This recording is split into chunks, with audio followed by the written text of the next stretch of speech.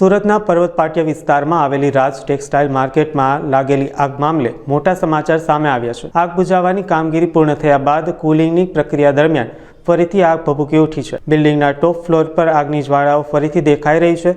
દુકાનમાંથી પોલિએસ્ટરનો માલ ખસેડવામાં આવતા આ આગ વધારે ફેલાઈ હોવાનું જાણવા મળ્યું છે। ફાયર બ્રિગેડના જવાનો દ્વારા ફરીથી તાત્કાલિક કાર્યવાહી શરૂ કરવામાં આવી છે અને આગ પર કાબૂ મેળવવા માટે સતત પાણીમારો ચલાવવામાં આવી રહ્યો છે।